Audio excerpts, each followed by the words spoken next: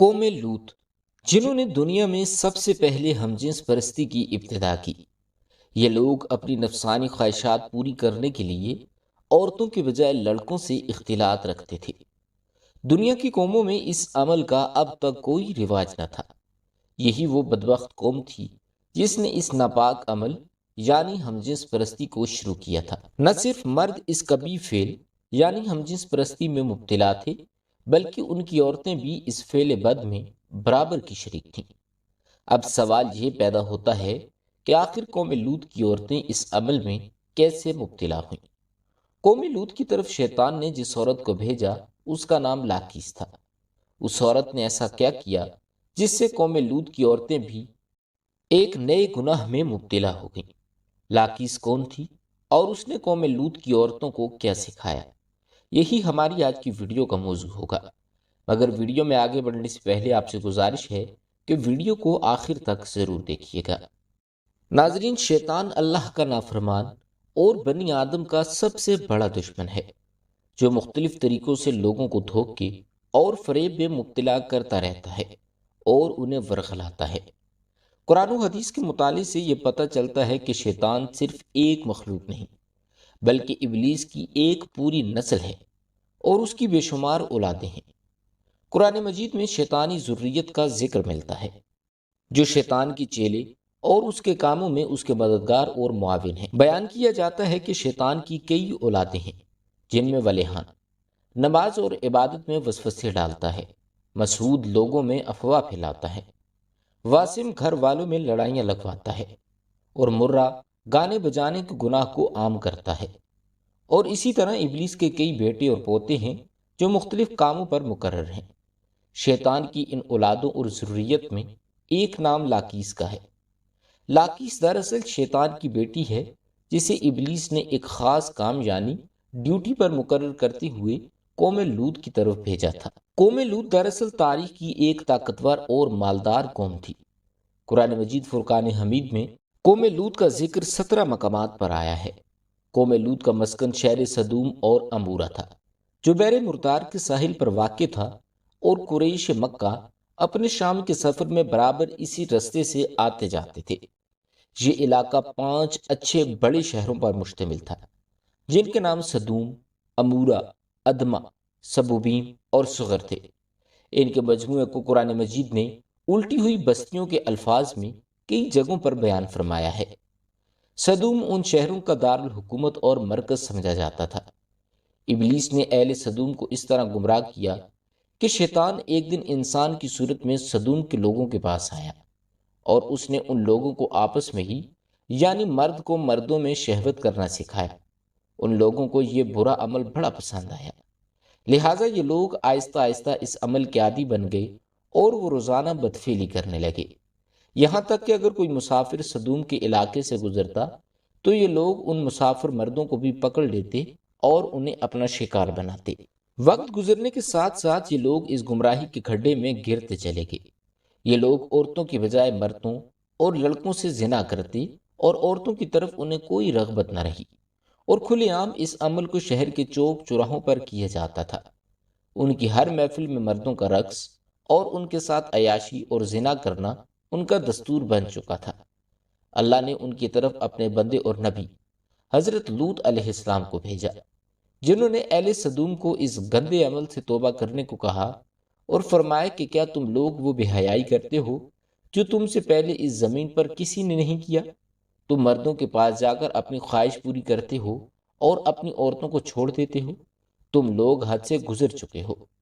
لیکن قوم لوط پر ان واضح نصیحت کا کوئی اثر نہ ہوا، بلکہ وہ الٹا لوط علیہ السلام کے خلاف ہو گئے اور انہیں مجبور کرنے لگے کہ تم اگر اتنے ہی نیک اور پاک باز ہو تو ہماری اس بستی سے نکل جاؤ۔ ناظرین، اہل سدوم کا مردوں سے زنا کرنا اور بدفعلی صرف ایک گناہ ہی نہ تھا، بلکہ اس عمل سے وہ خدا کے بنائے ہوئے خاندانی نظام کو تباہ و برباد کر رہے تھے، اور ایسے سنگین جرم کی ابتدا کر چکے تھے جس سے افزائش نسل کا پورا قدرتی نظام برباد ہو رہا تھا۔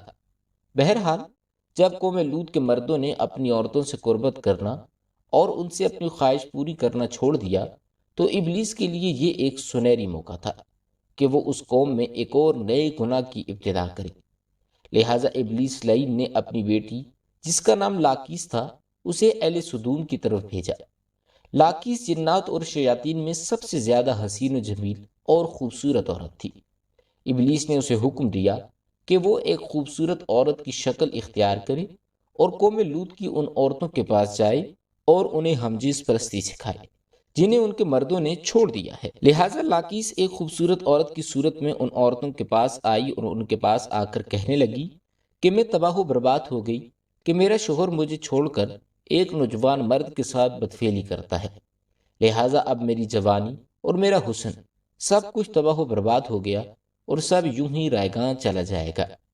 یہ سن کر قوم لوط کی دیگر عورتیں بھی واویلا کرنے لگیں اور اپنے شوہروں کو برا بھلا کہنے لگیں۔ پھر لاکیس نے ان عورتوں سے کہا کہ ہم بھی ان مردوں سے بے نیاز ہو جائیں گی اور ان سے کوئی رغبت نہ کریں گی جس طرح وہ ہم سے بے نیاز ہو چکے ہیں۔ ہم سب کو ان مردوں کی کوئی ضرورت نہیں، ہم اپنی خواہشات کو آپس میں ہی پورا کر سکتے ہیں۔ اس پر ان عورتوں نے لاکیس سے پوچھا کہ وہ کیسے؟ لہٰذا لاکیس نے قوم لوط کی ایک رئیس اور خوبصورت عورت کے پاس آئی اور اس کے ساتھ بدفعلی کی۔ ان عورتوں کو عورتوں سے ہمجنس پرستی کا شیطانی طریقہ سکھایا۔ اس رئیس عورت کو یہ عمل بڑا پسند آیا، لہٰذا وہ عورت سدوم اور امورہ کی دوسری عورتوں کے پاس گئی اور ان سب کو بھی اسی طرح کرنے کو کہا، اور عورتوں کے درمیان ہمجنس پرستی کے اس طریقے کا آغاز ہوا۔ جب ان کے مردوں نے دیکھا کہ ہماری عورتیں عورتوں کے ساتھ ہی اپنی شہوت کو پوری کر رہی ہیں، تو ان مردوں نے اپنی عورتوں کو اس بدفعلی سے منع نہ کیا۔ وہ خود بھی ہمجنس پرستی کے گناہ میں ملوث تھے اور اپنی عورتوں کو بھی اس گناہ میں شریک کر رہے تھے۔ آخر کار جب قوم لوط کی سرکشی اور گناہ حد سے تجاوز کر گئے تو اللہ نے ان پر پتھروں اور آگ کے انگاروں کا عذاب بھیجا جس سے ان کے جسموں کے پرخچے ہو گئے۔ سدوم اور امورہ کی 5 بستیاں بالکل تباہ و برباد ہو گئیں۔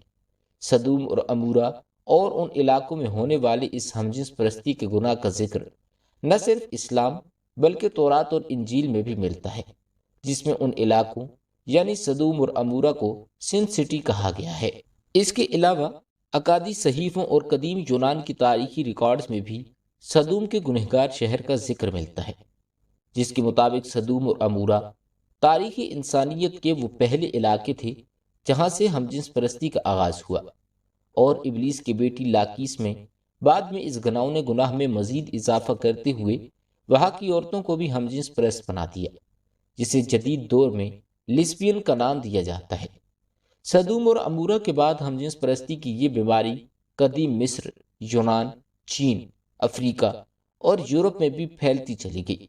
دور جدید میں یورپ اور امریکہ نے ہمجنس پرستی کی سب سے زیادہ حمایت کی، جو ترقی یافتہ معاشروں میں بھی بحث کا موضوع بنا اور اس گھناؤنے جرم کو حقوق انسانی میں شمار کرنے کے مطالعے کیے گئے۔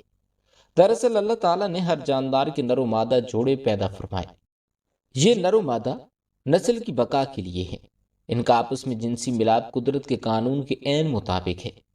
انسانی قانون کسی حال میں بھی قانون الہی کا بدل نہیں ہو سکتا، اور قانون الہی کے فائدے اور برکات کو کسی انسانی قانون کے ذریعے حاصل بھی نہیں کیا جا سکتا۔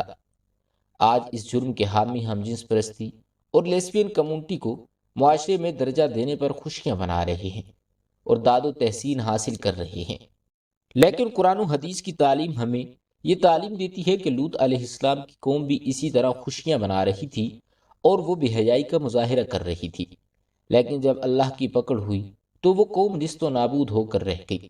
اللہ تعالیٰ سے دعا ہے کہ وہ تمام مسلمانوں کو اس کبھی فعل سے بچائے۔ امید کرتے ہیں کہ آپ کو ہماری یہ ویڈیو ضرور پسند آئی ہوگی۔ کمنٹ سیکشن میں اپنی رائے کا اظہار ضرور کیجیے گا۔ ملتے ہیں ہماری اگلی ویڈیو میں، تب تک کے لیے اللہ نگہبان۔